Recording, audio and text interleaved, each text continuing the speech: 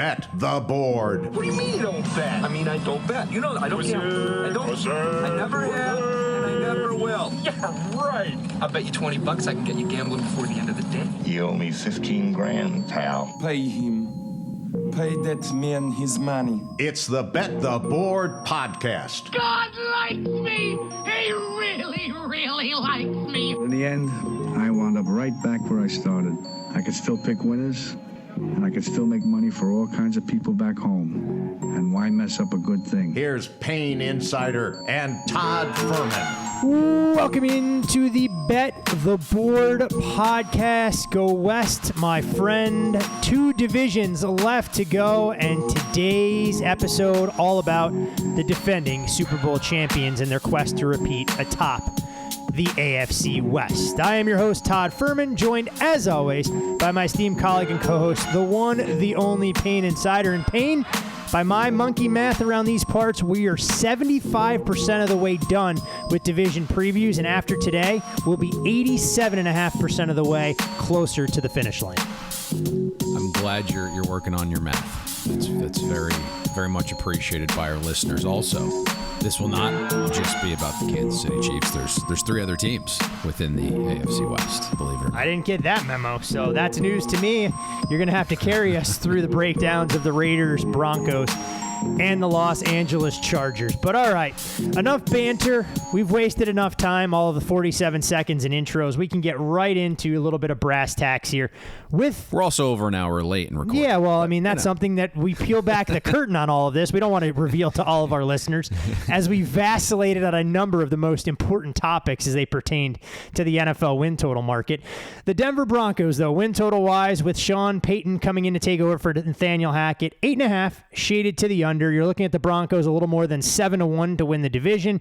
And if you believe the Denver Broncos can be the best team in the AFC, that'll get you a cool 25-1 coming back the Super Bowl, a shade less than 50. And when we look at this Denver Broncos organization, one of the proudest franchises in the league, we know they went through an ownership change at the start of last year, so a difference in philosophy, but they still are experiencing the second longest playoff drought in the league. They haven't made the postseason in 7 years.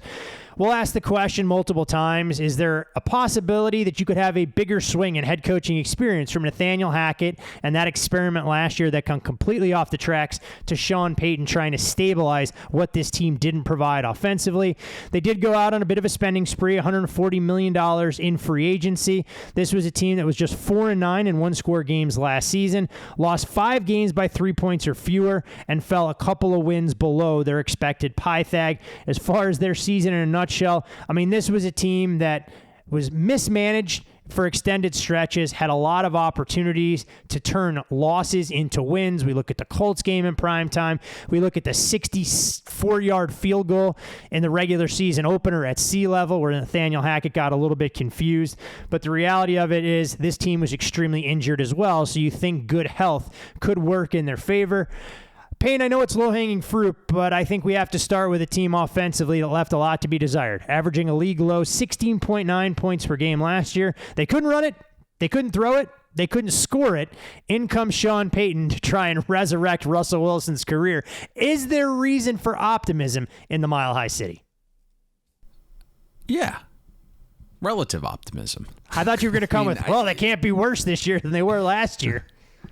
That's relative optimism right there. That's the concise version of it. The obvious is Nathaniel Hackett was in over his head, and Russell Wilson was terrible, and I think everyone's ready to throw the towel in on Russ, and I kind of get it, right? We've seen a couple years of regression out of him, and he's kind of puffed up, and he's seems to be more concerned about the limelight, but you just kind of look at last year, graded out the 24th best passer, and that was against the third easiest schedule of pass defenses, so that's somewhat concerning. Russ's, was 27th in defensive adjusted value over an average quarterback, 29th in EPA plus completion over expectation, 30th from a clean pocket, and that's one of the metrics that's extremely stable, which makes you leave, scratching your head a little bit. But you had a bad combination of a clueless coach and bad QB play and you had an offense that was 27th in EPA per play against the 5th easiest schedule of defenses in the league. Like, that's how bad it was, right? Some of those numbers, when you look at them relative to the schedule, just horrific. And I think when you zoom out a little bit, you have that type of year.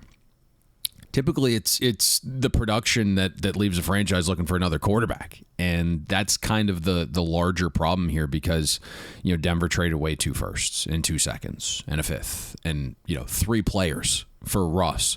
And you're paying the guy $161 million guaranteed. And it just kind of is debilitating for a team and an organization. I was a little surprised that this is where Sean Payton elected to go when he had a bunch of other options that seemed to be in a little bit better of a position.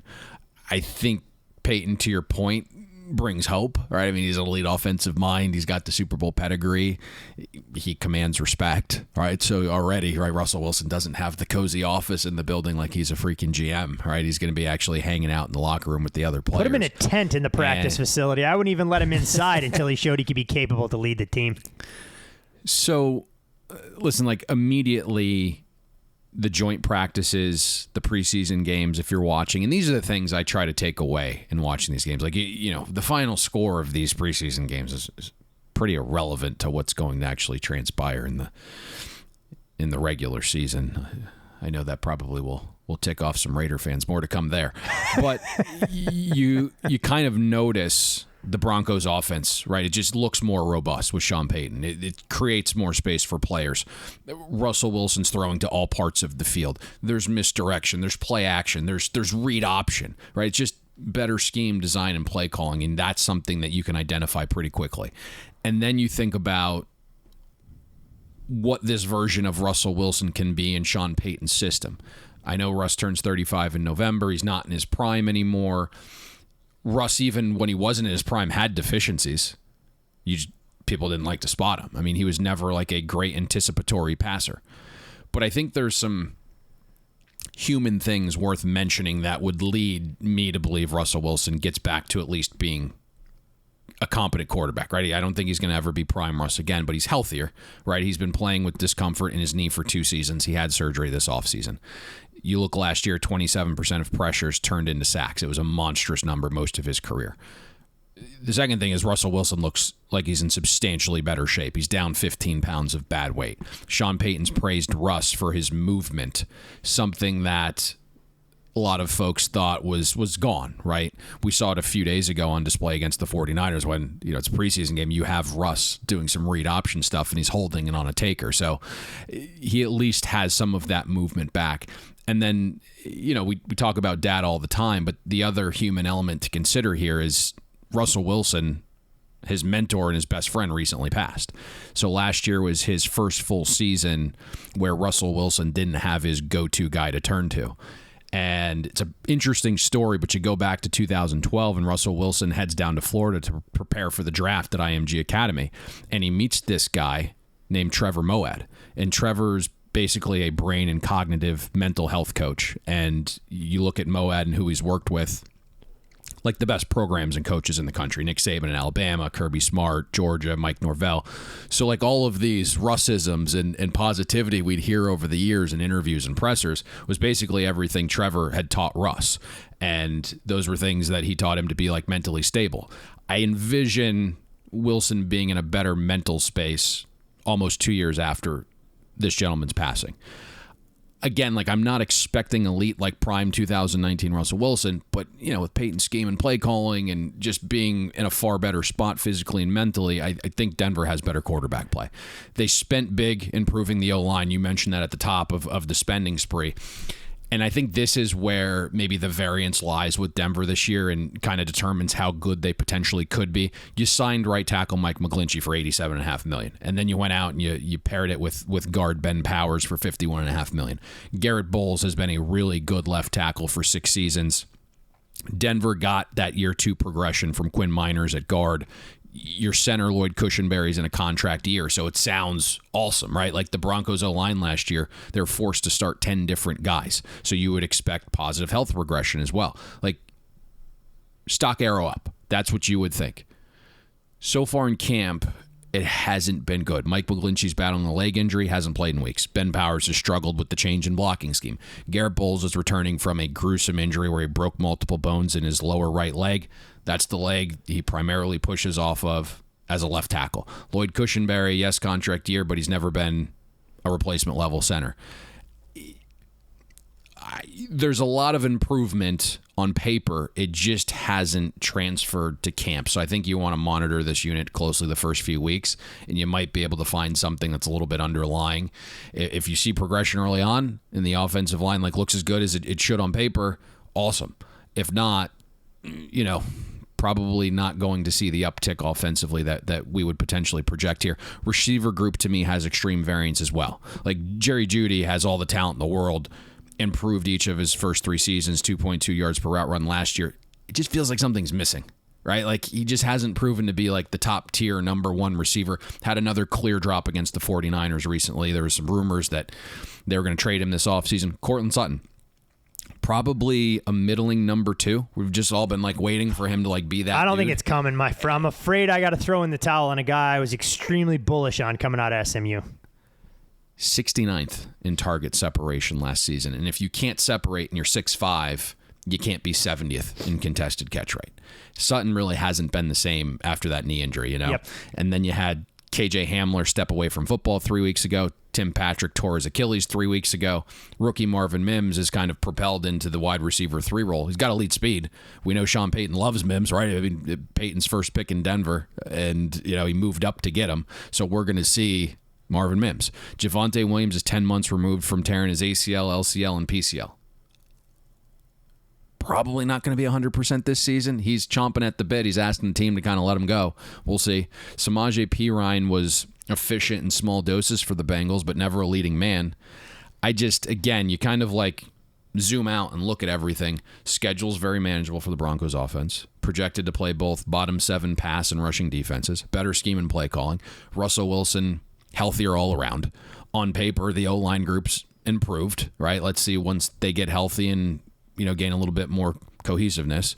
We're projecting Sean Payton's offense to go from like laughing stock, right, to respectable in year 1 of Payton's tenure. Like it was just terrible last year. So there's some positivity here, but there's also just a lot of variance for me.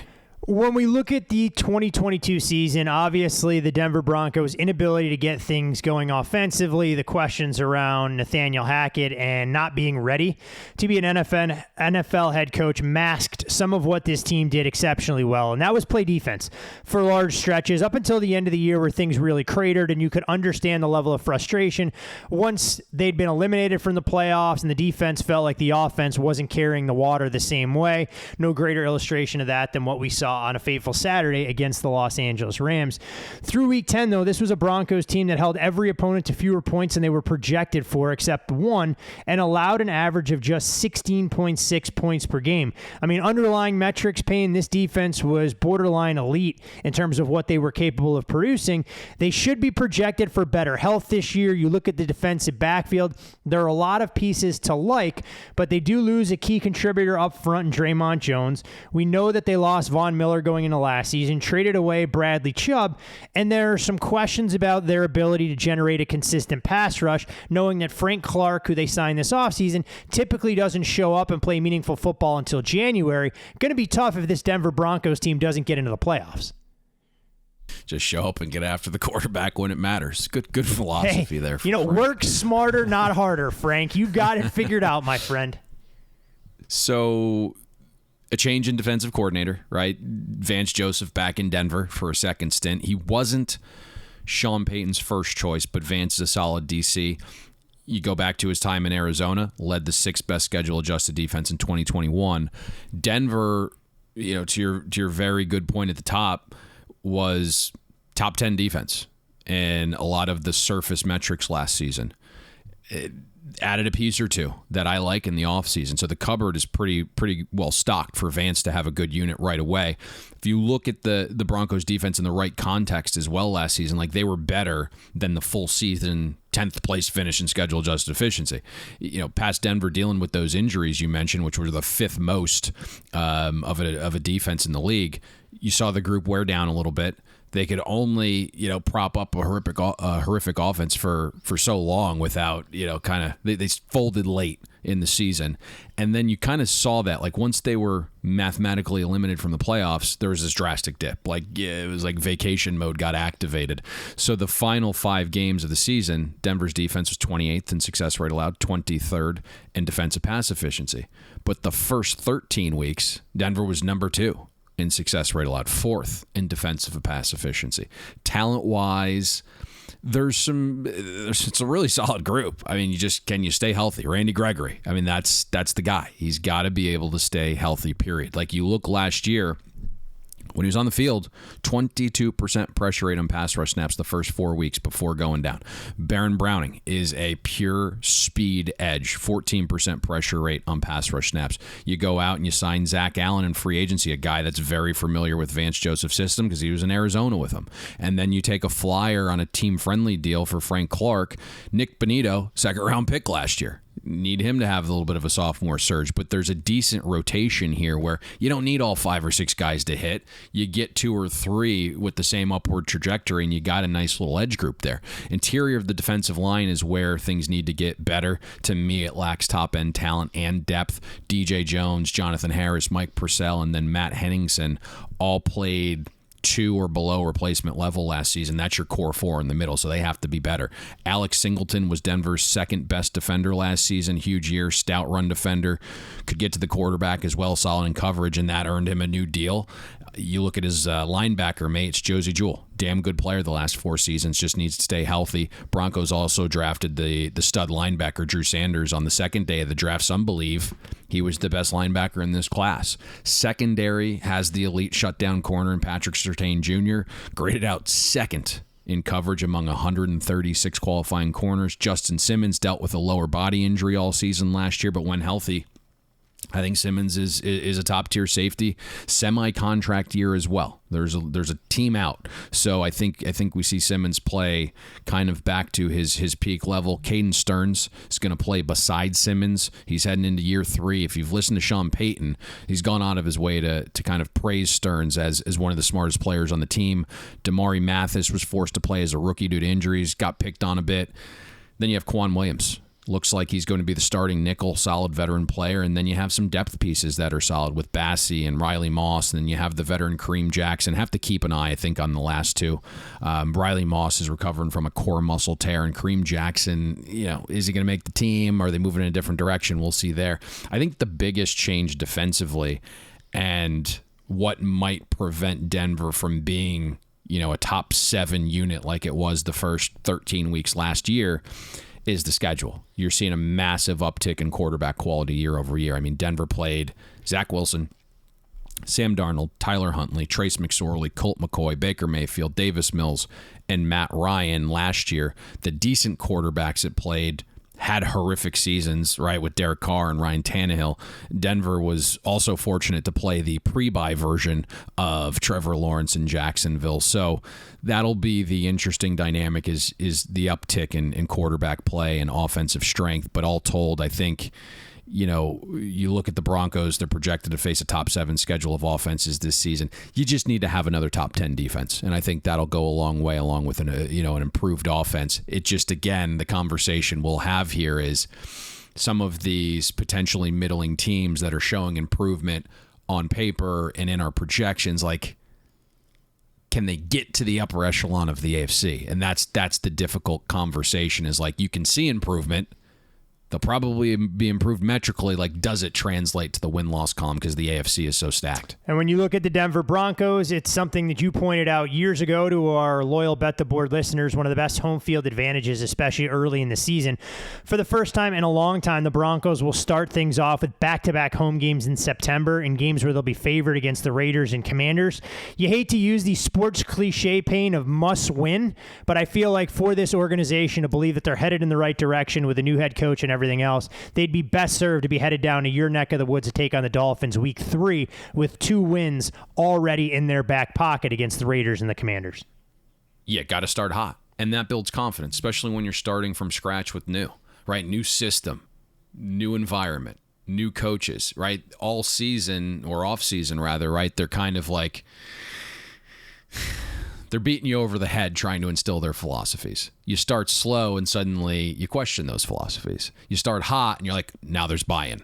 And so starting hot is paramount for the Broncos this year. Can definitely go a long way, because when you're playing in the AFC West, there ain't exactly a huge margin of error when the defending Super Bowl champions are one of your most bitter rivals. And when we look at Kansas City's outlook coming into the season, they are robust favorites to repeat atop the AFC West, a shade less than $2. I've even seen some shops north of $2 in that particular department. Their win total, 11.5, shaded to the over. And when you're talking about the big picture markets in the AFC, less than 3.5 to 1 to win the conference, less than 6 to 1 to repeat as Super Bowl champions. This is a Chiefs team that was extremely healthy last year. The offense and defense ranked among the top 10 healthiest units in the league, as the Chiefs finished with the 4th lowest adjusted games lost to injury. We can talk about change in Denver. There's obviously change in Kansas City as well on the offensive side. Eric Bieniemy, the longstanding offensive coordinator, went off to Washington. In comes failed Bears head coach and Matt Nagy to take over. Obviously a high level of familiarity with all things in Kansas City. And this was a team, Payne, that I think everyone was a little bit concerned about, because we saw in 2021, they can't figure out how to attack the too high safety shell. Suddenly Kansas City, like they always do, finds a way to not only improve on the things that slowed them down, became even more explosive with an explosive play rate that exceeded 2020's rate, and we saw it end in a Super Bowl champion. We can talk until we're blue in the face about everything that Patrick Mahomes has accomplished from an underlying metric standpoint to some of the career milestones. I mean, this guy has been under center for 5 years as a starter and has taken the Chiefs to 5 championship games, 5 straight division titles, 5 straight 12-win seasons, 5 straight Pro Bowls, 2 Super Bowl wins, 2 Super Bowl MVPs, 2 NFL MVPs, but he may not recognize a lot of the faces that he's going to be surrounded by in the huddle when you talk about the receiving room, a little bit of an unsettled running back situation there with Isaiah Pacheco still dealing with an injury. But let's start with Kansas City on the offensive side before we can get to the 800-pound gorilla in the room that happens to be the big fella on defense that we're not quite sure when he'll be back in camp. Yeah, a lot of the praise obviously goes to Andy Reid and Patrick Mahomes. I mean, you got one of the best offensive minds ever. That's obvious. We don't really need to deep dive why Patrick Mahomes is the best quarterback in the league. But to end the debate, I mean, last year Mahomes took his game to an entirely different level without Tyreek Hill. Mahomes faced 9 defenses that ranked above average in pass efficiency, the most of any quarterback in the league. And Mahomes had the toughest task of any quarterback trying to transition without Tyreek, a top 3 receiver in the league. And against those good to elite pass defenses, Mahomes finished number 1 in EPA per pass attempt, number 1 in passing success rate against the best defenses. So we saw Mahomes just find another level that we weren't quite sure he was going to have, right? I mean, there was a lot of naysayers going into last year. They were not the favorite to win the Super Bowl. You could find them at 10 to 1 right before the start of the season. So exceeded expectations because of Mahomes' play. But this season, to me, on paper, it looks like the mountain to climb is a little bit tougher even. Kansas City lost Juju and Mecole in free agency. Kadarius Toney tore his meniscus in camp. Sounds like he's got a shot for week 1, but it's like, how long can he stay healthy? You couldn't restructure Chris Jones' contract quick enough to free up cap space for DeAndre Hopkins. Hopkins wanted to be in Kansas City, just didn't have any money. So he took the most money and went to the Titans when Tennessee kind of pressed him and told him to shit a grit off the pot. Travis Kelce turns 34 in 2 months. I think the margin for error kind of shrinks offensively for Mahomes and Reid. They just need to play to a level again where it kind of like resets what you think both of those guys can be. You look at MVS and Sky Moore. Right now, that's the leading duo at receiver to start, at least. And MVS has had 1 season above replacement level in 5 years with Rodgers and Mahomes thrown to him. Now, 98th percentile speed, which Reid loves because it creates more room for the rest of his offense. So even if MVS isn't catching it, he's at least helping. But you need more production out of him. Sky Moore has to make the year 2 leap, kind of a limited rookie role, but I think you can line him up outside or inside. 91st percentile speed. Rashee Rice is the 2nd-round pick out of SMU. Started camp as a guy that didn't look like he'd contribute right away. He was out of shape. There's stories of him throwing up all over the place. He struggled with drops, but it was good good to see him flash recently in the preseason games. And my vibe here is, because this is a very analytically sound organization, Reid and Veach, no defenses, aren't giving them a ton of man coverage looks. So bringing in a biggie, like kind of a big body contested catch guy in Rice makes sense. And if you start to parse out some of Rice's metrics in college, he averaged nearly 3.9 yards per route run against zone coverage. That was second best among the receiver draft class. Struggles a little bit getting off press and man coverage. 1.8 yards per route run against man. That was 57th in the draft class. So you can kind of see the method to the madness. And, Mahomes came out and said this week, like, Rice plays like a young Sammy Watkins, and we're just going to continue to push him to get better, because I think Mahomes knows, like, the receiver room, probably isn't great, so you got to instill some confidence in the young guys and hope that at some point, right, they turn the corner and become a huge factor. Richie James was a no-risk value signing. I think this will surprise people, but James finished 9th in win rate against man coverage last season. And then Justin Ross, lots of buzz now that he's regained confidence after having, spine fusion surgery in 2020. Offensive line, if you kind of remember our conversation back in spring, Todd, I know a lot of people were concerned about losing both Super Bowl starting tackles, and I think we were the first to be like, hey, don't worry about this. And Joe Thuney, Creed Humphrey, Trey Smith, best interior line in the NFL by far. I mean, Humphrey graded out the best center in the league. Thuney graded out the best pass blocking guard. Trey Smith, top 5 in run block win rate last year, number 2 in pass block win rate in 2021. All 3 guys are plus players in pass protection and run blocking, but it was the tackles we were a little bit potentially concerned about from the outside, and we were like, hey, don't worry about this. Juwan Taylor was the splash free agent signing. Veach definitely overpaid, and there was some panic there. But I think a lot of the media believed Taylor was going to try to move from right tackle to left tackle, and we were adamant in spring like that was not going to happen. So Juwan Taylor, to me, becomes a massive upgrade at right tackle over Andrew Wiley. Wiley allowed the second most pressures in the league among linemen with at least 500 snaps. Orlando Brown got the big money, has certainly played better in recent seasons, but he's got some deficiencies, especially against speed rushers. He allowed the 4th most pressures. He finished 37th in pass block efficiency at left tackle last year. So now it's Donovan Smith at left tackle. This is not a hot take. We don't do that kind of stuff, but Smith could be the best value signing in the last decade when you think about premium position and price. Donovan Smith's deal is for less than $2 million guaranteed. He just turned 30. The player we saw last year wasn't himself because Donovan Smith played through a dislocated elbow and a foot injury simultaneously. But you go back to 2021, Donovan Smith graded out the 5th best pass blocking tackle. So if that's the guy you're going to get, now that he's healthy, at a premium position left tackle, for under $2 million guaranteed, Brett Veach gamed the system again there. Running back room has lots of options. Pacheco did take that room by storm. Dealing with recovery, though, right? Tore his labrum, had hand surgery this offseason, so 2 surgeries, kind of working his way back now, but finished 10th among qualifying running backs in defense-adjusted value over average, was 7th in success rate from week 10 onward. Once he got fully integrated into the system, you still have McKinnon and Edwards-Helaire, maybe sprinkle in Prince and Pirine as well, who have flashed this camp. But I think it all comes down to the pass catchers, right? It's like, can MVS make the leap? Can Tony stay healthy? Are Sky and Rice ready to contribute in a big way? Does Richie James exceed the contract? Does Chris Jones sign an extension to free up 2023 cap space so Veach can go out and maybe enhance a strength or fill a hole with a free agent or trade down the line? And the one positive here, the Chiefs are projected to face a below-average schedule of defenses this season. So you take a step back there, and maybe that helps kind of guide you to where you can find your key cogs offensively as pass catchers. Well, you mentioned Chris Jones, and obviously when we look at the other side of the ball, no discussion will be complete unless we talk about his very tenuous contract status. As Chris Jones continues to hold out, said yesterday he'd be happy to sit out up until week 8 if that's what it took.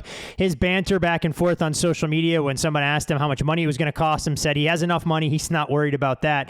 You look at what Jones contributed, 3rd among all defenders defenders in quarterback hits and fourth in sacks last year, ranked first at the position in ESPN's pass rush win rate. When you look at his overall counting stats, I mean, he led the Chiefs by matching his career high of 15.5 sacks and 29 quarterback hits, was out there for 900-plus snaps. Then you get Andy Reid weighing in on the topic and said there's been no communication. We know Chris Jones wants to get paid, and rightfully so, probably slotting behind Aaron Donald amongst impactful defensive linemen. Payne, when you look at this defense as a whole, Spags would have his work cut out for him if he doesn't have his most disruptive pass rusher, knowing that this group has been built to play with leads, pin their ears back, come after opposing quarterbacks. And even if Jones isn't there for a secondary that we feel is trending up, there could be cause for concern if they don't have all their pieces to play the complementary defensive style that they've been built to impose. I think you could very fairly say there hasn't been anyone in the podcast space other than Bet the Board that's had a greater pulse on the Chiefs defense the last handful of years. Like, we've been able to spot the progressions and when it's coming, and I think Steve Spagnuolo does a very good job with the resources available. You know, as we record right now, the Chiefs have the 9th cheapest defense in the NFL. Now, why does that happen? You know, big contracts. But I still think Patrick Mahomes is underpaid relative to performance. But you have Mahomes and Kelsey and now Jawan Taylor, all of these offensive players hitting the cap for such large chunks that defensively it becomes about finding fit and traits guys and scheme guys and undervalued players for, you know, many different reasons, and then hitting on early contributors in the draft who are not making a ton of money, you know, on their first contract.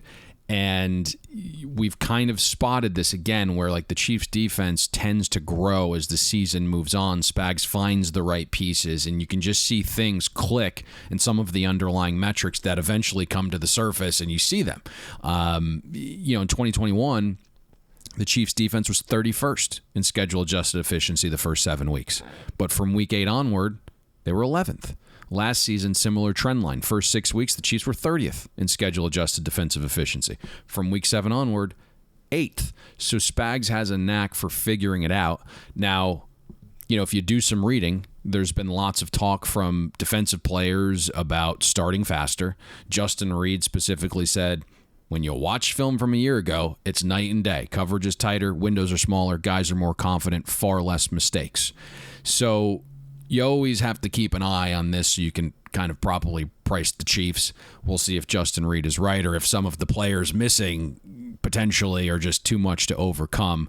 You mentioned Chris Jones at the top, right? You can't not mention that situation. I mean, he is the horse for the Chiefs defense. He's in the contract dispute. You mentioned the cryptic tweets that he sent out. Like you said, week 8, I can afford it, insinuating that he's going to sit out those games, right? And it's not just about missing the 8 games. Jones isn't participating in camp, probably not getting in great game shape. So 8 weeks suddenly turns to, 11 to get that player back to peak performance. And then you worry about some of the soft tissue injuries as you're playing and not in complete shape. And I've heard some rumblings that, the rumblings are that they're not in communication right now. But the other rumblings are like the Chicago Bears have called. So some of the delusional fan base, that's kind of trickled over to the organization. And Ryan Poles obviously has a relationship. How dare with you the guys talk in poorly Kansas about City. anything related to the Chicago Bears? We're not allowed to do that around here. And so I'm not insinuating a trade's coming, but I know the Bears have called about Chris Jones because they want to be all in, I guess, on Justin Fields' rookie contract. That's let's see what transpires here. But it certainly is not trending well for the Chris Jones, Kansas City standoff, so to speak. And I think that's probably a pretty tough pill to swallow because Chris Jones was the most valuable interior defender in the NFL last season. Led the league in estimated points prevented over replacement. He prevented an estimated 30% fewer points than the number 2 interior defensive lineman in Cam Hayward. So on average, if you look, Chris Jones prevented 1.7 points per game. And that to me is, that's a big number, right? Like, we don't think about valuing interior defensive linemen that highly relative to the spread. But, when you're starting to prevent those kind of numbers relative to replacement level, I mean, it's wild to see. And you mentioned number one in pass rush win rate among interior linemen as well. So to me, like, Chris Jones kind of has the Chiefs by the balls, right? He has the money to sit out. He knows the interior of the Chiefs line is weak. He knows the team has, the Super Bowl or bust mindset. And without Chris Jones, right, it's Derek Nandi inside. His best trait is as a run stopper, and he's below average at that. Wharton is returning from an ACL injury. Coburn has promise, but he's a 6th-round rookie. So, it's going to be interesting to see who kind of wins the standoff. The edge group might be the best Spags has had in Kansas City. You look at Charles Omenihu, was a great value free agent addition. We mentioned that in the offseason podcast, but there's a reason, right? Like, suspended the first 6 games. Comes with a little bit of baggage. Right. But when he's on the field, right, elite pressure guy. And if you are going to spend big, right, on offense, you need some of these, like, dented soup cans, so to speak. What's the Billy, not Billy Madison. No, what's the Big Daddy when they're walking down the grocery store aisles, throwing cans of soup down on the ground, and he's yelling about Microsoft stock went down 2 points. Yep. So you kind of have to round out the roster with some of these value signings, and Omenihu is that, like 13% pressure on pass rush snaps and a rotational role for the 49ers last year. Also nice seeing George Karlaftis trend well late last season. He was a different player from week 10 onward, 6 sacks the final 7 games. Karlaftis actually ended up having the highest pressure rate among first-round rookie edge rushers last season, more than Trayvon Walker, more than Aiden Hutchinson, the first 2 picks in that draft. Mike Dana dealing with a little bit of an injury, but he's back coming off his best season now in year 4, which is a contract year. The Chiefs went out and drafted the hometown kid King Felix in round 1. Malik Herring is in the mix for some snaps at edge. The Chiefs also have a lottery ticket at the position in BJ Thompson, a kid who failed the drug test at Baylor, kicked off the team, signed with Stephen F. Austin, just a big traits guy, 6'6", 245, 4.5 speed with explosion and speed. So there's some options here on the edge. You just got to get the interior figured out. I just don't see the unit though like peaking or getting to max potential until Chris Jones and Charles Omenihu are like lined up together, and at minimum, that's not going to happen the first 6 games. Linebacker group goes 4 deep. Each of the guys in that unit offer a little bit of a different trait and allow Spags to be pretty versatile week to week. You have Nick Bolton. He's kind of the mainstay, best of the bunch. Huge second season, over 1,100 snaps as a plus player in coverage and against the run. Bolton only missed 5% of tackles and finished top 5 in tackles, producing a positive play. Then you have Willie Gay, lightning fast.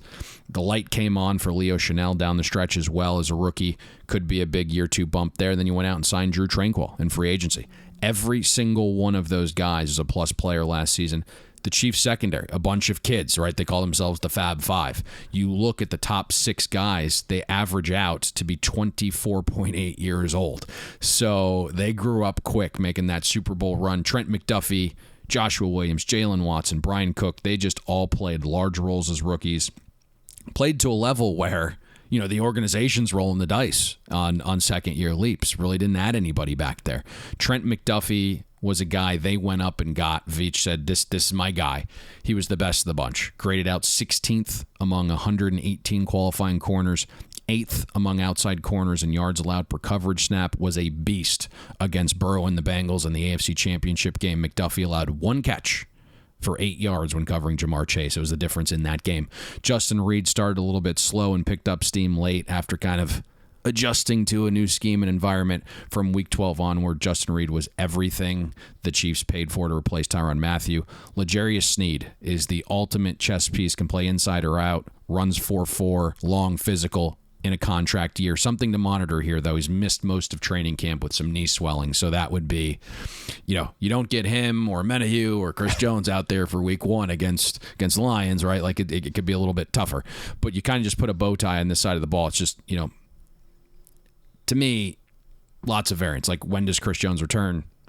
Does Charles Omenihu attempt to lessen the 6-game suspension with an appeal? I'm hearing that's a possibility. Like, how serious is the Sneed knee injury?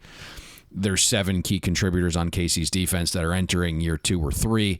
Do a handful of those kids kind of reach a performance level we haven't seen yet and do it simultaneously, right? And I think it's also important to mention the Chiefs faced the 3rd easiest schedule of offenses last season, now projected to face an above-average schedule this season. So, just to kind of maintain that late-season surge, I think KC needs better play and all of its available chess pieces. And that, I'm not quite sure here with some of these guys potentially missing.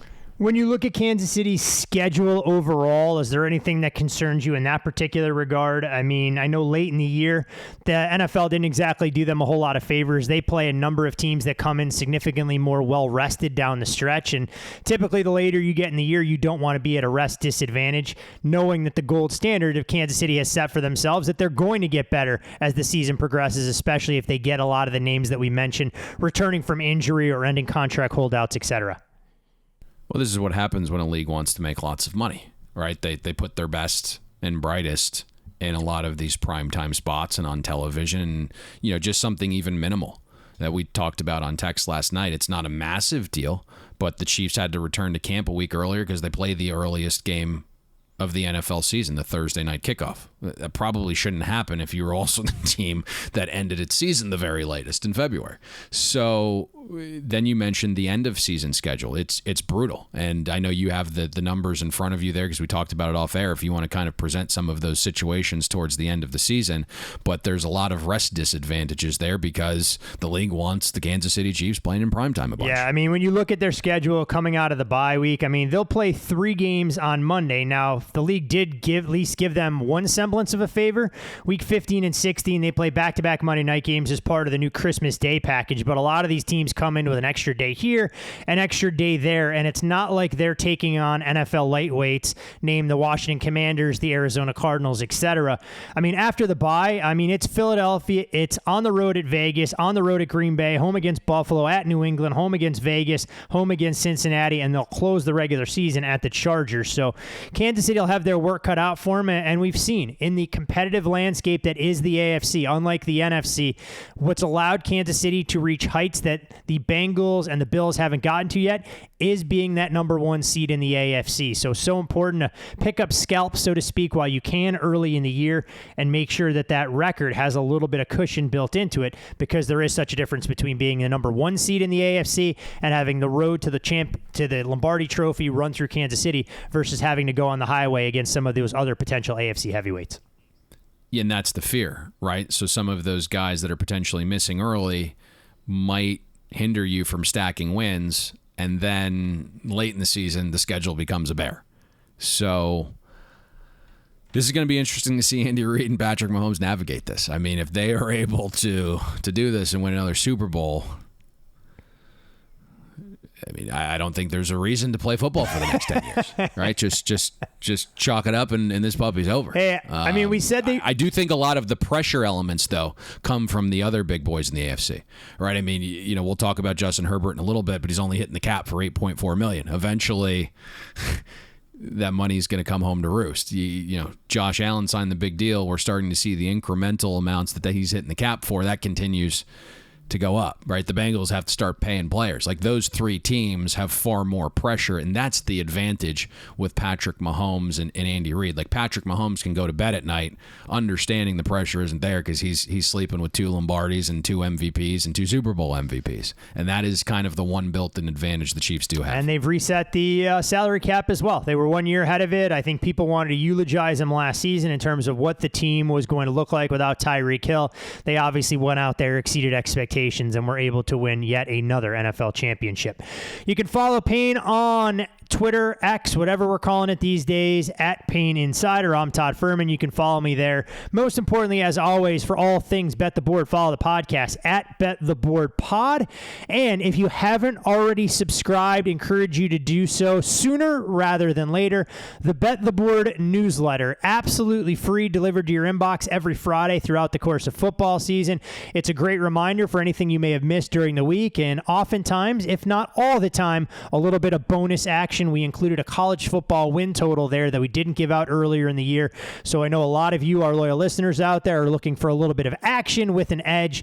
The newsletter is the perfect complement to listening to the full suite of podcasts on Mondays, Wednesdays, and Thursdays throughout the fall.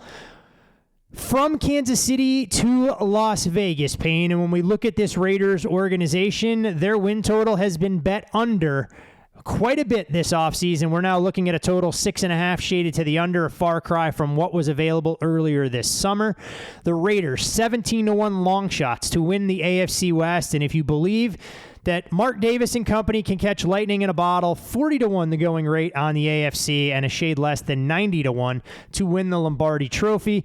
Josh McDaniels was not exactly placed in elite company last year, and if it wasn't for Nathaniel Hackett, you could make the case that McDaniels' coaching job, especially with the Raiders' propensity to blow leads, may have been one of the biggest storylines of coaching malpractice.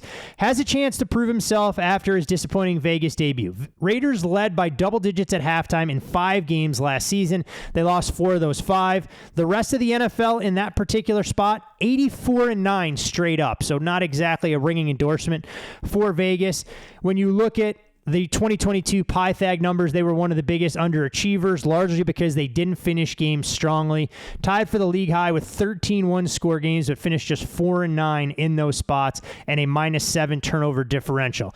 Offensively, gone is Derek Carr unceremoniously. They welcome in Jimmy Garoppolo, who has some familiarity with Coach McDaniel's system, having spent time in New England together.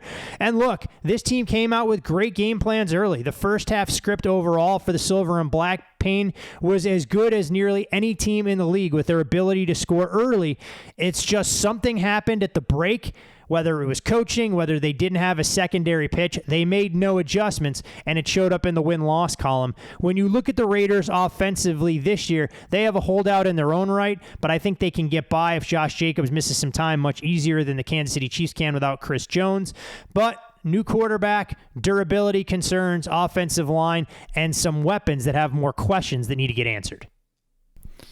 Yeah, I mean, I'm not a big Josh McDaniels guy, and I think it was pretty clear he failed in year 1 as a head coach and as an offensive mind, and I didn't love the McDaniels hire, and we've made that pretty clear, and I went back and listened, and verbatim from last year's preview is that Josh McDaniels has led 6 offenses without Tom Brady. Those 6 have finished with an average schedule-adjusted efficiency rank of 18th. So average offense, poor head coaching abilities, not a good combo. And you look last year in Josh McDaniels with Devontae Adams and the league's leading rusher in Josh Jacobs, the Raiders finished 17th in offensive efficiency. So to me, the market's telling you everything you need to know, right? But you just kind of take it a little bit further, and like, to me, Josh McDaniels alienated Derek Carr. And with really good weapons and Adams and Wallers and a good slot and Renfro, like somehow Derek Carr's completion percentage over expectation dipped from 5th best to 24th year over year. The formations McDaniels used the most last season weren't the formations the Raiders were most efficient using, so he couldn't identify that or was too stubborn to adapt to his personnel. Every single one of the 7 stable quarterback metrics, Carr regressed in with Josh McDaniels. And if you remember, kind of hinted at this last offseason, and the way McDaniels landed the Raiders job was basically convincing Mark Davis that he was going to use a ton of 12 formation, 2 tight end sets. You know, and you look at the roster and it's like, oh, the Raiders have 2 good tight ends in Waller and Foster Moreau. And McDaniels ended up using 2 tight end sets, the 27th highest rate in the league. And Raiders fans will immediately be like, well, those guys are injured. This wasn't just a Raiders thing. You go back to 2021, McDaniels last year with the Patriots, New England resets the tight end market and signs Hunter Henry for $37.5 million and Jonnu Smith to $50 million. And the Patriots ended up being bottom 5 using 2 tight end sets after signing Henry and Jonnu Smith 24 hours apart. So that's kind of how we knew like McDaniels was feeding Mark Davis a bunch of shit. You get the reunited, McDaniels and Jimmy G reunite here. And they've obviously worked together for multiple seasons in New England, and McDaniels certainly helped Jimmy G get paid and become a starter for the 49ers, and Jimmy's familiar with the system. I just wonder what this looks like. Jimmy G is coming from the most quarterback-friendly system in the entire league, and Shanahan was very much a heavy formation offense that he was running out there. And Jimmy G thrived in it. I know didn't quite get you to the Super Bowl, so 49ers fans aren't the happiest with Jimmy G, and they were like, hey, let him walk. But you look at his time there, 62 quarterbacks since 2017 dropped back to pass 500-plus times. Jimmy G is third over that stretch in EPA plus completion percentage over expectation. He's one of the best system quarterbacks we've seen. And you look at McDaniels, likes to pass from 3 wide sets, the opposite of Shanahan and the 49ers. Even in the most recent preseason game you're watching, 75% of Jimmy G's passes are from shotgun 3 wide sets. And on early downs and passing from 3 wide sets, Jimmy G ranked 46th last year in air yards per attempt. I would think with Josh Jacobs holding out still, probably even more 3 wide sets to be expected here, at least early on in the season. You hinted at the Raiders' offensive line being a little bit of a trouble spot. There's holes on the interior. I thought the tackle positions were very good. Colton Miller was fantastic at left tackle. It's very clear he's kind of turned into one of the league's better pass protectors out there, was good in run blocking as well. He's really taken that next step. The first few seasons, it looked a little dicey. We thought the Raiders might have whiffed on Miller, but he's come around. And then you have Jermaine Illuminor at right tackle. He exceeded expectation. Had his best year as a pro. So in my mind, you're expecting a little bit of regression from the Raiders tackles as a duo. Inside, though, is where the problem lies. It's Alex Bars, Andrew James, Dylan Parham. They all had a collective grade of 56, right? Replacement level somewhere in that 60 to 65 range. Jimmy G is very sensitive to pressure, isn't mobile, just returned from foot surgery. Jimmy G's last full season with the 49ers in 2021, from a clean pocket, graded out the 8th best passer among 40 qualifiers. From a muddy pocket, under pressure, dead last 40th. So it's vital that you keep Jimmy G clean. The Raiders offense also projects to face a top 10 schedule of pass rushing defensive lines, a top 10 schedule of pass defenses. So that's going to be the interesting dilemma here, where the schedule isn't the easiest for this offensive line. Now, you like the weapons, right? Like Adams, Jacoby Myers, Renfro, Michael Mayer, Josh Jacobs if he returns. But for me, when you just kind of lay this out, it feels like it's not about the Jimmies and Joes.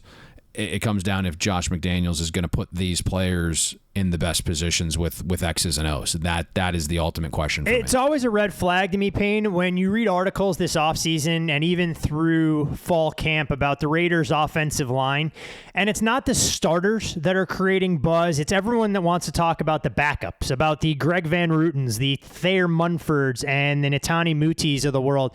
That's always a problem when we talk about how the second stringers are playing against second and third stringers on other teams, rather than focusing on the first group, because they've put up such crooked numbers through 2 data points, and the Raiders have actually been a good preseason team since McDaniels took over, last year. I'm not sure how much carries over. And when we talk about the Raiders, if there's a man on the hot seat, it's not just head coach Josh McDaniels, it's their defensive coordinator Patrick Graham as well. As Graham led the number 28th ranked total defense last year, finished last in takeaways with 13, an NFL low 6 interceptions, and 30th in sacks, despite the presence of a 2-time Pro Bowler, Max Crosby, that had 12.5 sacks in his own right and a league-leading 20 tackles for loss.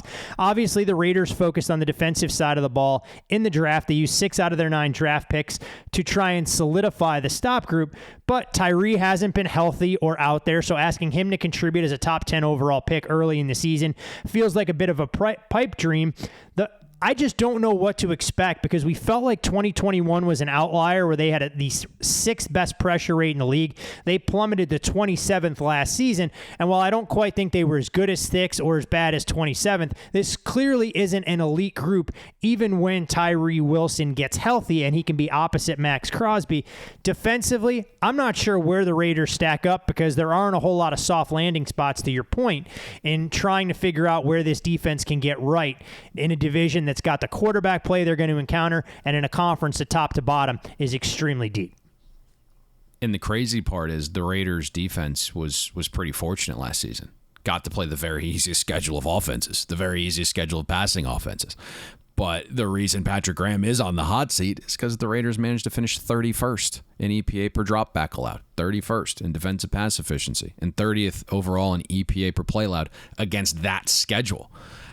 I'm surprised he survived. I really am. And you look, there wasn't a ton added to the Raiders defense this offseason.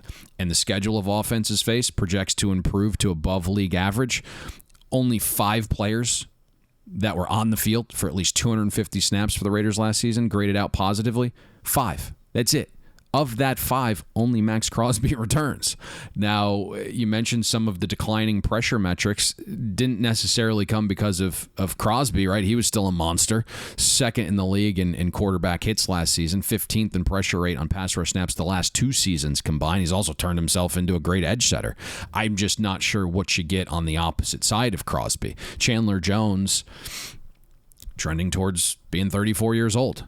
Tore his bicep in 2020, was recovering from a torn Achilles heading into last season, was carted off the field, with a gruesome elbow injury late last year. And if you've been monitoring that, that's the reason for his dramatic weight loss heading into this year. He hasn't been lifting weights. He said he wanted to get his body fully healthy before getting back in the weight room. He shrunk. And then you mentioned Tyree Wilson. That was the Raiders' first-round draft pick. He's a traits guy, but not a ton of production in college. You talk to a lot of the draft experts, either they're super high on him because of the traits or they don't think he's going to pan out. But he just returned to camp last week after recovering from foot surgery. So what's his impact going to be missing all of camp? Interior of the Raiders D-line looks like an issue. Let's just put it that. I mean, the Raiders played the easiest schedule of run offenses last season and somehow allowed 45% of runs to great successful. That was the 3rd most in the NFL. And their best run defender on the team was Andrew Billings. Billings was 7th in run stop win rate. He's gone. Jerry Tillery and Bilal Nichols as your starting interior duo is bottom of the barrel. 4 seasons in the league, Tillery's played to a 43. Again, like 60 to 65 is that replacement level window. Nichols back-to-back seasons below replacement level. John Jenkins, the 3rd guy in the middle, he's 34 years old, 10 seasons in the league. Only played about 200 snaps on average the last 3 seasons, below replacement level in Miami last year. Linebacker room, fingers crossed. It looks like you got the 3rd round pick from 2021, Diablo Divine, being thrust into a full-time starter's role. I think his snap share goes up. You lost Denzel Perriman. He's gone. Divine probably best as a downhill run-stopping box backer. The Raiders also went out and signed Robert Spillane in free agency and then drafted Amari Burney in the 6th round. I mean, you look at those guys, like Spillane made a couple splash plays for Pittsburgh in his 4 seasons there with the Steelers. Never a season above replacement level.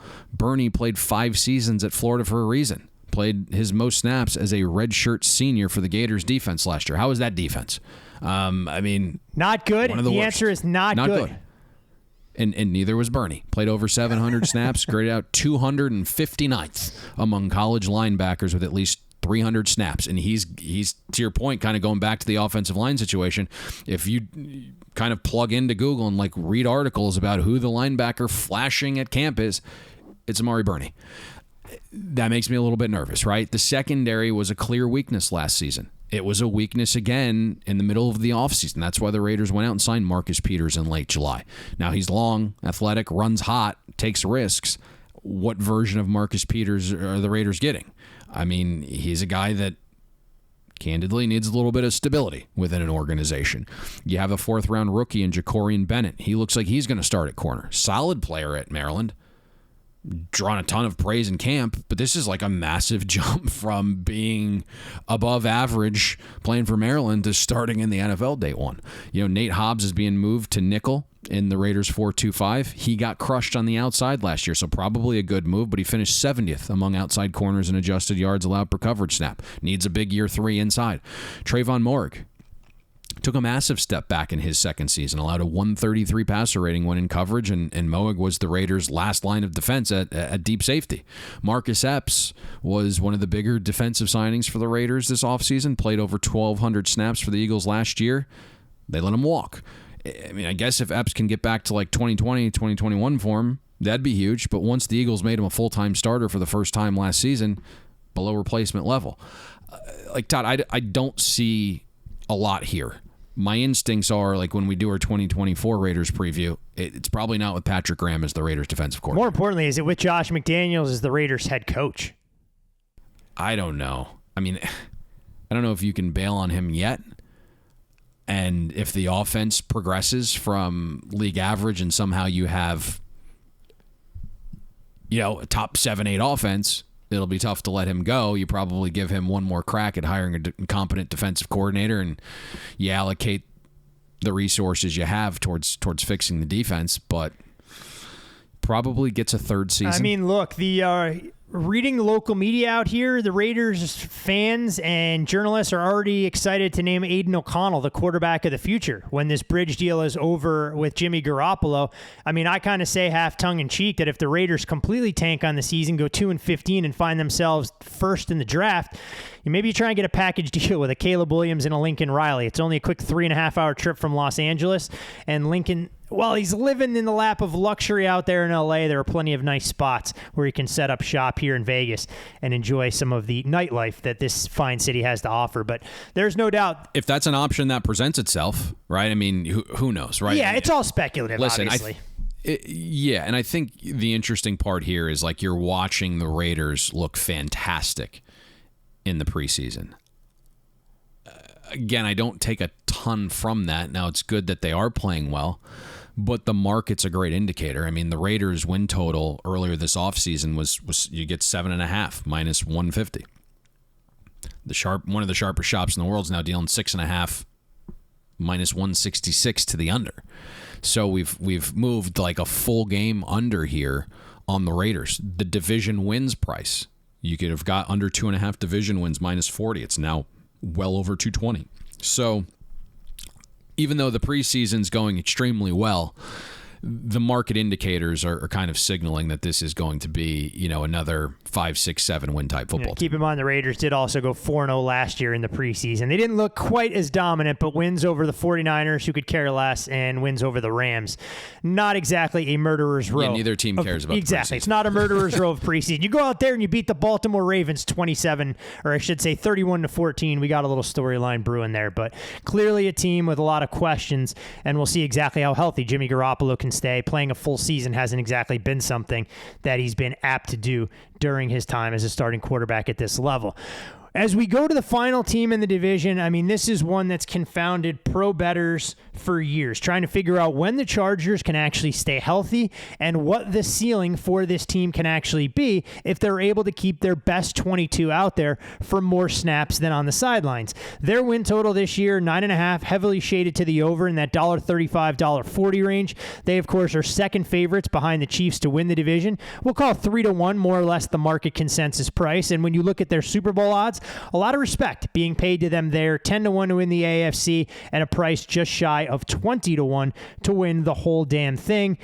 Brandon Staley squarely on the hot seat, knowing his window is closing as a franchise deal looks imminent for Justin Herbert. Obviously, when you look at the contract that he signed, I mean, here's the thing.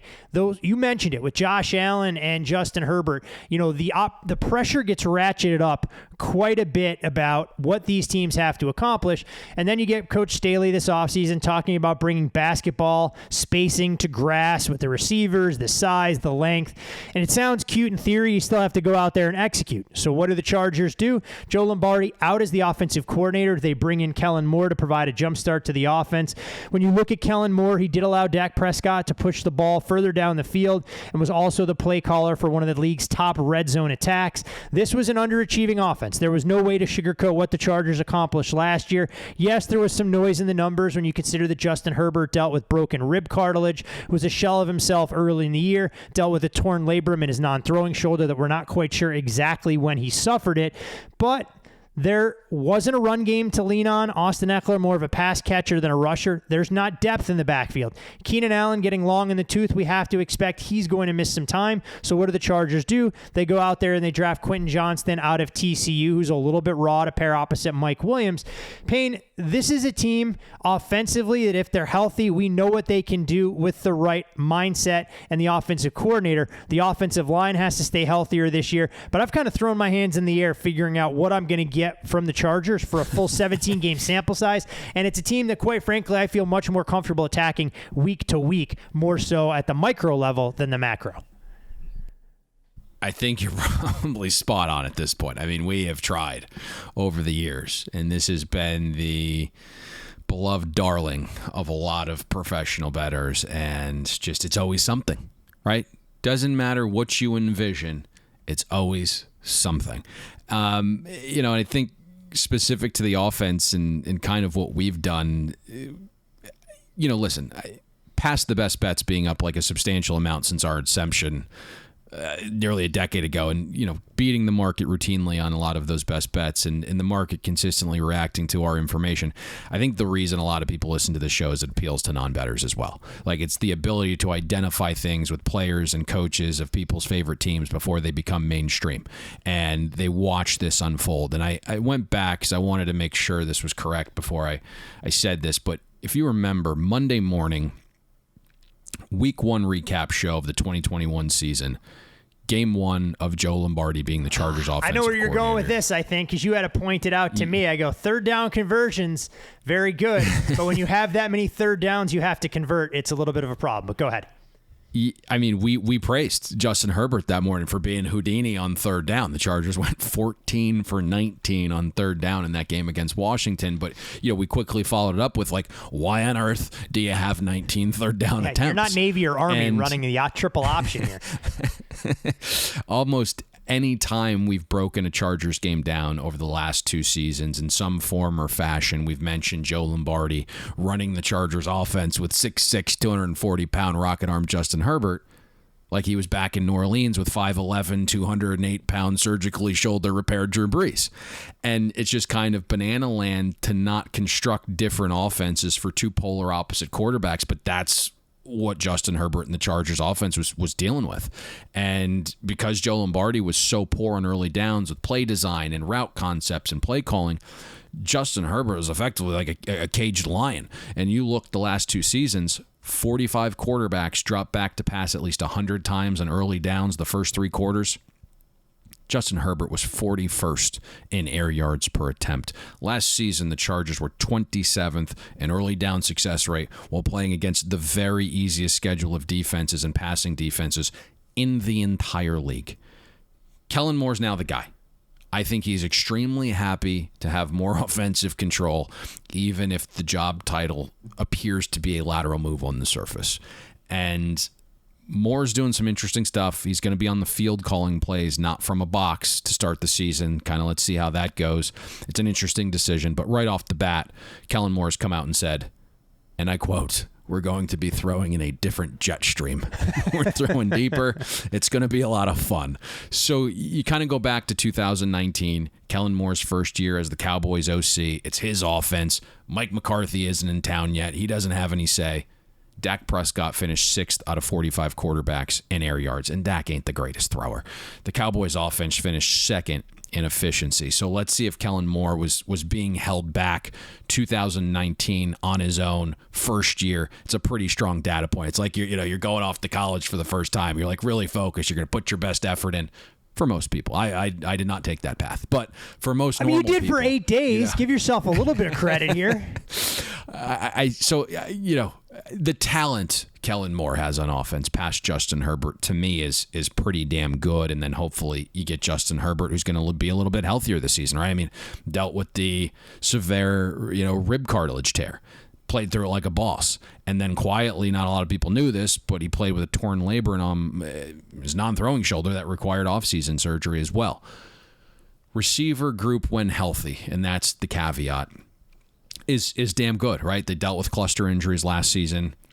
The one thing I am hearing is guys are going to move around a lot more in Kellen Moore's system. Mike Williams has been operating out of the slot more frequently in camp. Makes sense. 6'4", long arms. Williams was 11th in contested catch rate last season. Keenan Allen missed some time, battled some injuries. I know you threw a jab at him at the top. He is on the other side of 31. He's going to miss time. It's just a question of how many games he misses here. I'm not trying to be negative in any capacity. No, I mean, you are the beacon of optimism. All right, look here. Look at Keenan. He's going to miss 3 games. I was giving you a chance. And I'm going to make him a $6 favorite favorite, Payne, when he misses multiple games. It's going to be because it's a hamstring injury, all right? That's how I'm setting this up now. And if I'm wrong, so be it. The Chargers will exceed everyone's expectations, and this will look like the greatest show on turf, rivaling what we saw from the Los Angeles Rams or the St. Louis Rams back in the day. I respect his route running ability. And when he was out there, Keenan finished 13th in yards per route run, 14th in separation target versus man coverage, which is nice. Jalen Guyton, 4.3 speed guy, probably meshes better with Kellen Moore's offensive scheme than Lombardi's. Josh Palmer made a nice year 2 leap. And then you have the 21st pick, Quentin Johnston. Upsides through the roof, just like a specimen. Let's call a spade here. He started camp a little bit slow. He's been inconsistent with his hands, something we saw in college. Not a natural pass catcher. Lots of body catches. Doesn't really play to his size. He had a 12% drop rate in college. Contested catch rate was 6th worst among all receivers in the 23 draft, which is shocking for a guy who's a 6'3 receiver. So I'm interested to see how Kellen uses Johnston as a rookie and kind of how he carves out that role. To your point, though, if like Mike Williams and Keenan Allen are dinged up a little bit, we'll probably see more Johnston. Austin Eckler actually led the Chargers in targets last season, so you can't forget to talk about him in that receiver role. 25 more targets than anyone else on the Chargers. 1.7 yards per route run from the running back position is nuts. Like, it's a massive number. The Chargers O-line needs to make that leap. I think they should, with improved health and young guys turning the corner. Rashawn Slater is positioned to be one of those like 10-year dominating left tackles. Elite play his first 1,200 snaps of his career. Only played 3 games last year due to a torn bicep, but 100% healthy now. Zion Johnson is moving to left guard, was the 17th pick in 2022, plus run blocker as a rookie.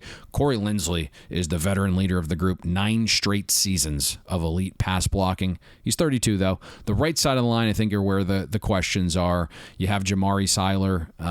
He's kicking inside to right guard, was forced to play left tackle last season as a 330-pound rookie. Actually held his own, but you're looking at Salier, like, number 1 offensive guard prospect in the 2018 recruiting class. Guard is his natural position. So you might get a little bit more of an uptick from the right guard position than you would kind of, think on paper. Trey Pipkins, serviceable blocker at right tackle, we'll see there. But the right side does have the question marks. But I think, when you kind of wrap this up, it's like the health. Can they get out of their own way? Can the talent on paper finally emerge on the field? On paper, the Chargers should have a top 5 offense. The schedule does get a little bit more difficult from easiest to average, so you have to, counter for that and put that in your projections. But everything is here to have a really, really good type 5 type of offense. I mean, you mentioned health. That obviously applies to the Chargers on the defensive side of the ball as well. It's the 3rd most expensive defense in the league on paper. And as far as their front 7 is concerned, the key to the Chargers' front 7 obviously is around the health of Joey Bosa, who played in just 5 games last year. Without Bosa, the Chargers saw their blitz rate climb substantially, but the pressure rate still dropped as a result. So we know defenses, specifically defensive lines, don't work nearly as well without Bosa's, whether it be in Los Angeles or further up the coast in San Francisco. Well, clearly, the Chargers thought that they were going to be able to create this tremendous pass rushing duo with Joey Bosa on one side and Khalil Mack on the other. It never really materialized that way. They were only on the field together for less than 130 snaps. They made big investments in their secondary. They didn't get performance when he was healthy out of a player like J.C. Jackson. Derwin James, though, reminded us how valuable he is when he can stay healthy and his versatility. Clearly, he is the ultimate utility guy defensively, because you can line him up all over and he's going to be your secondary headliner. But there was a little bit of change as far as the linebacking core was concerned. You mentioned Drew Tranquill leaving. In comes Eric Kendricks. This was a run defense that struggled yet again a season ago. When you look at the Chargers defensively, is there an area of concern? Is there an area of optimism? And most importantly, what kind of expectations do you have for the stop unit as a collective? When you monitor teams throughout the course of the year as a pro bettor, this signing, this player's showing up a little bit better, right? They drafted this guy, they added this guy in free agency. You have a pulse of what these units are. And then when you start to actually dive in, you're like, man, that unit's interesting. And to me, the Chargers defense is one of the most interesting defenses, one of the most interesting units in the entire league. Like, this is a massive year for Brandon Staley, defensive-minded head coach. Now, I get that he understands it's an offensive league, and he was aggressive as a rookie head coach, got criticized, dialed that back a little bit with not kind of being aggressive with his correct fourth down decisions in 2022. Kind of succumbed to a lot of the idiots, but you kind of just look defensively. There was a leap, right? Year 1 to year 2 under Staley went from 26th in defensive efficiency to exactly average, but there were still holes. To your point, they got bullied up front, 30th in EPA per rush allowed on early downs the first 3 quarters, 29th in defensive line yards. So the style of defense has not been great. And when your offense isn't building as many leads as it should with the talent it has, suddenly the opposing offenses can run on you a little bit more. So maybe that's the helper to this defense, is the offense is better, to where defenses, the Chargers defense is in a little bit more of these predictable situations, and that might enhance things, right? Because it's a defense that's built to stop the pass. There are no more excuses, right? And the pieces that they've added recently now make this the most expensive defense in the league. And when you have Justin Herbert hitting the cap for less than $8.5 million, you can have, the most expensive defense. And then it's, year 3 for a lot of these core defenders in Staley's system. This should be, when you look at the players by name, when you look at the money that's been spent, when you look at the system, when you look at an enhanced offense, right? This should be like a top 5, 6, 7 type defense. I'm not sure I see that. That's the problem for me. It's not correlating to that. You need key cogs to stay healthy, because the depth, to me, is lacking, and that was a problem last year. You mentioned the pass rush. When Khalil Mack and Joey Bosa were on the field together, they were awesome. But the problem was, they were on the field together for 12% of the Chargers' defensive snaps. There was greatness when they played together. The Chargers' pressure rate would have extrapolated to a season-long rank of 4th best. You went out, you added Tooley in the second round of the draft, a kid from USC. He needs to be an impact edge as a rookie, because there's nothing else on the roster. I'm very surprised the Chargers haven't gone out and signed a veteran piece to be that 3rd or 4th guy in the edge rotation. Linebacker room has extreme variance. I mean, we're over 2,000 snaps into the Kenneth Murray experiment, and first-round pick, replacement level 60. Murray's played to a 45 the first 3 years. Eric Kendricks was signed in free agency. You listen to the players, they're calling him the centerpiece of the Chargers defense. I think he's had one of the more bizarre careers. If you look at the trajectory, it's like the first 4 seasons in Minnesota, Kendricks is a replacement level linebacker. Suddenly in 2019 and 2020, he's arguably the best linebacker in the league. And in the last 2 seasons, back to replacement level. Like, which Kendricks are the Chargers getting here? Secondary makes me nervous. Staley plays, the 5 defensive back system because it's designed to play with a lead. So again, if the offense is really good, that's probably going to help the defense. But you know what you're getting with Derwin James. Can do it all. Thumper in the box, cover tight ends. Asante Samuel Jr. is moving to the star position where his height won't get picked on as much in one-on-one situations. Need a big year 3 leap, because has not been great, just kind of been average on the outside. But that's really the 2 horses in the secondary, right, is the Florida State connection with Derwin and Asante. Past that, I don't feel for guys that make a ton of money, but J.C. Jackson, you kind of got to feel for him. He wants to live up to the deal. Was one of the very best man corners in this league. He allowed 0.86 yards per snap in man coverage in 2021. For 4 seasons, from 2018 to 2021, J.C. Jackson was the 2nd best man corner. Then in late August last year, Jackson needs ankle surgery. Something randomly started to bother him. The doctor said he was born with the issue, and it was just luck of the draw that it just started impacting him right now. J.C. Jackson, if you remember, came back for week 2 against the Chiefs last year. Clearly returned too soon. It led to a serious injury, torn his patella tendon. If you read camp reports, it sounds like it's been a struggle. Multiple days of rest, knee swelling, a couple other injury scares because there isn't the stability in the lower body, it doesn't sound like. I don't know what you're going to get from him. If you somehow get the 2018 to 2021 J.C. Jackson, this defense is going to be completely different. My vibe is you're not getting that player. Michael Davis is on the other side, coming off his best season as a pro, allowed 52% of targets to be caught, but that was his first truly plus season in 6 years. So are you going to get the same Michael Davis? There's a battle for the second safety spot between JT Woods and Alohi Gilman. You know, neither of those guys right now probably are great. There's just holes on this defense. There's little to no depth. Expectations are through the roof because of what you're paying for these players. And then the Chargers face a fringe top 5 schedule of passing offenses this season. And, you know, you look last year when the Chargers stepped up in class, they got handled 1-6 against playoff teams.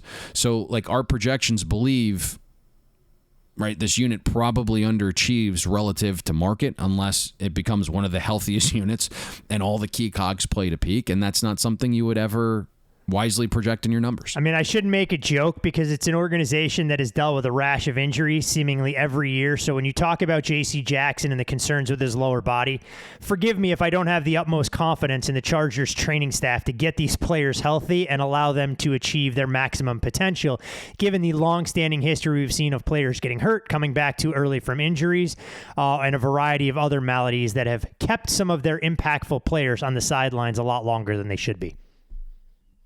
Yeah, I mean, again, there's some variance here. Like, it'd be awesome you get a full season out of Mack and Bosa, because that tandem is tough to beat. And if you're playing with elites and those guys are coming after you and they're healthy, suddenly the secondary is getting some help, and you probably aren't going to be as poor as some of the projections. But that, you know, all big ifs. I mean, Khalil Mack is on the other side of 30. We know that. I don't know. This to me is, I know everyone's been bullish, and the offense might be really good, and that needs to be the case. Because I just, again, big year for Brandon Staley. I'm probably not projecting the massive improvement everyone thinks is going to come from this year. Tell you one thing, always excited when the NFL starts up in earnest after a long layoff, but it's going to be a fascinating opener to see the Chargers and Dolphins renew acquaintances, because we know that Tua wasn't quite 100% in the meeting we saw between them last year, in a game that'll go a long way for two very intriguing teams as far as the AFC landscape is concerned. A lot of the things, Payne, we talk about when we break down all these teams, regardless of divisions, are health. The status of some key players, both the impact that they're going to have from a gambling perspective, season-long fantasy, and DFS. There is nobody better than Dr. Deepak Shona to jump in here and provide his perspective. You, of course, can follow Deepak on Twitter at SportMDAnalysis, and here he is with his breakdown of the injuries you need to know in the AFC West before the season kicks off. Are you injured or are you hurt? When injuries occur in the NFL, you need someone to call on. If you're hurt, you can still play. If you're injured, you can't. Let's check in with Dr. Deepak Chona, Stanford and Harvard-trained orthopedic sports surgeon and founder of Sports Med Analytics, the industry leader in data-driven injury analysis. So are you hurt or are you injured? All right, thanks Todd and Payne. So we look at the AFC West. And all off season, we've been hearing about the knee injury of Javonte Williams. And there's a big source of optimism for any athlete who gets injured here. Now, Javonte, of course, had the major multi-ligament knee injury and surgery in the middle of last season. How is he going to do when he comes back? Well, you have to look at the timelines here, and that starts with the average timeline for this being 15 months. J.K. Dobbins took 13, and Javonte Williams is currently only at 10. So he has shown himself with his preseason performances already to basically be an outlier in terms of his recovery progress and efficiency. And so now we look at how that translates to week 1 and beyond. Usually, when young running backs come off of major surgery, they take 3 to 4 games to ramp up their touches. We saw J.K. Dobbins take 3 games, Travis Etienne last year take 4, and we would very much expect the same with Javonte Williams. With those touches, we do project a performance hit or an explosiveness hit that averages about 20% for a young running back off of this type of injury. But again, Javonte Williams has shown himself to be an outlier. So we don't expect him to be the average here.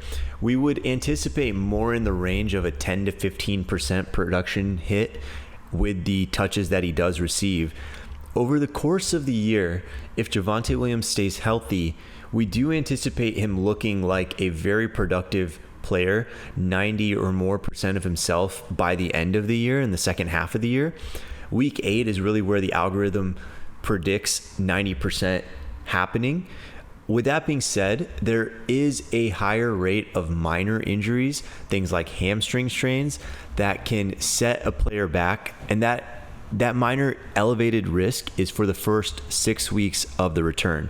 So if Javonte Williams makes it to about week 8 healthy, then we feel very good about his chances the rest of the way. And then a little less optimistic because of the recency of the injury, Jonas Griffith in camp tore his ACL and of course is going to miss this year, probably back for the start of next year for the Broncos. And then a couple of injured Chiefs. Now, Isaiah Pacheco has been missing for most of off-season activities in camp so far. The good news, however, is that Pacheco had a labrum repair, and that type of surgery does not project to hurt his performance when he does return. He should be returning this week or the following one, most likely. And again, running backs coming off of the labrum surgery don't tend to see any dip in their performance. So we feel really good about Pacheco, currently going in fantasy drafts in the 8th round. Probably a little bit of a value on a very productive offense. The other aspect to Pacheco's injury is that we don't know exactly when it did occur. And yet he played through the Super Bowl and was quite productive even in the Chiefs playoff run. So it shows us that he has the ability to tough it out, play through real injuries, and not a huge recurrence risk or performance hit expected when he comes back. And then on his teammate, Kadarius Toney, now he had a meniscus tear and meniscus trimming done a few weeks back. He will be at 7 weeks post-surgery at week 1. And the average timeline on these tends to be about 6 weeks for players to return. At 7 weeks, the majority would return, and that is the most likely outcome. We don't typically see a dip in their production when they do return from this type of surgery. So if not week 1, then probably soon after. And when he's back, we don't expect much of a production hit for Kadarius Toney. And then we have a number of Chargers who are all excited and healthy right now.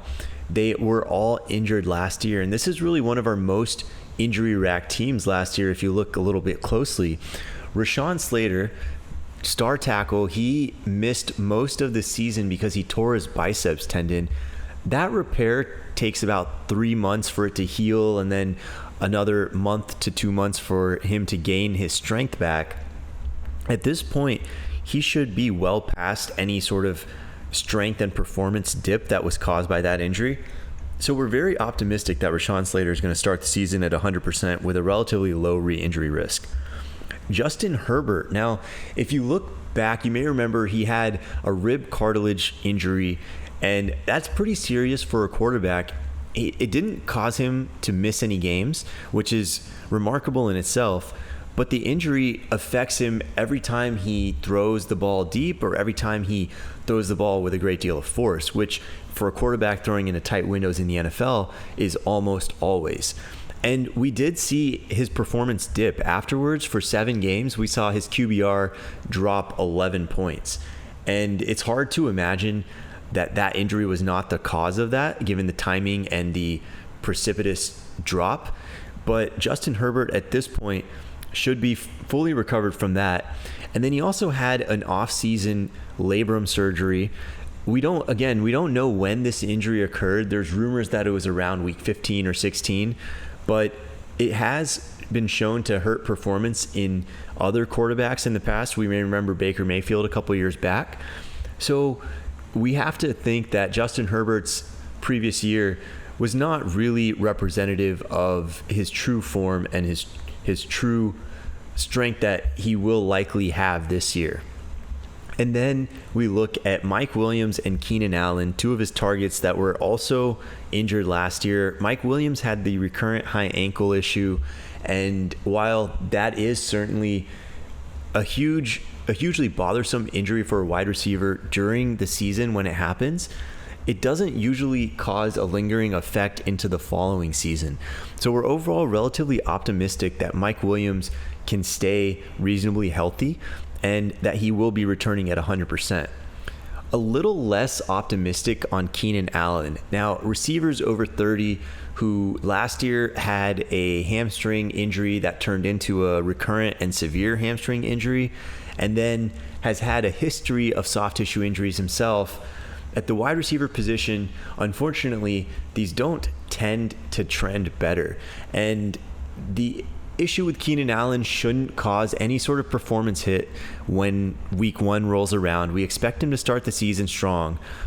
The key, though, is unfortunately, we don't want to predict any injuries, but we would say that his risk of missing games for injury during the season is going to be higher than the average wide receiver.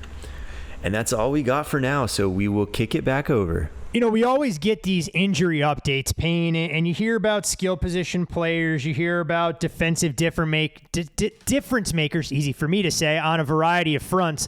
But I think the least surprising player that is injured dealing with some ailments from last season, and a guy that we think could spend a lot of time injured just because of his aggressive running style, would be Isaiah Pacheco. I guess when you run that upright, the Chiefs know that he's got a very short shelf life. So feed the horse, because he's going to get banged up quite a bit with that unique style that he possesses.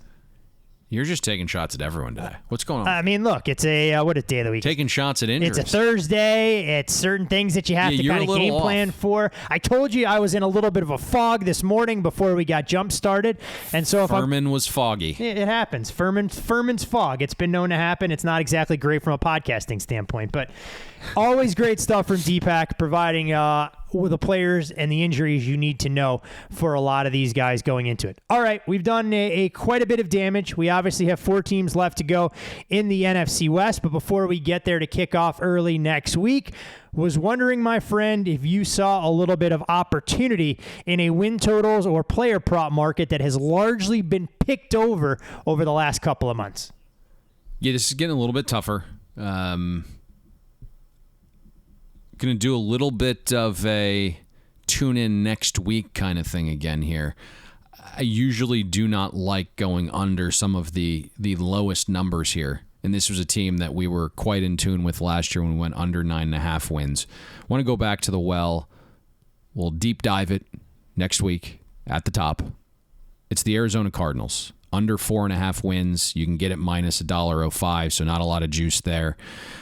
We'll dive into it at the top, right? Does Arizona go first in the alphabetical order? I'm thinking of NFC West previews. I'm thinking through the 4 teams in the NFC West. A would be at the top. It would be Arizona. There you go. I think Los Angeles would be second, and then San Francisco, and we'll wrap things up with Seattle, who gets to be team 32. As we'll put a bow on all of those divisional previews. But I know you're excited, Payne, because next week on Wednesday, we get to dive into the deep end of the pool and talk a little college football, week 1 showdowns. And I imagine there is officially a clock set in your office for kickoff the Sunday of Labor Day weekend for LSU, Florida State, and Orlando.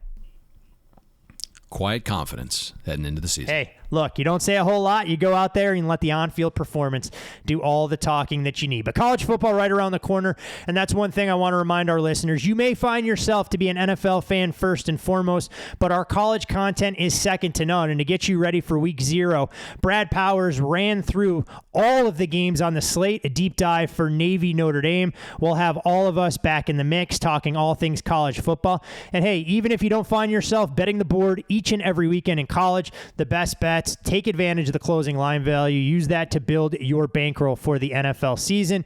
Most importantly, though, as we close up shop here this fine Thursday with an Arizona Cardinals regular season win total, ticket in hand, under the total at 4.5. We'll see you at the win. Thanks for listening to Bet the Board. You can catch Todd and Payne every Monday, Wednesday, and Thursday during football season, breaking down the biggest NFL and college football games. And to make sure you don't miss any free best bets, subscribe to Bet the Board on iTunes, Google Play, Spotify, or wherever you listen to podcasts.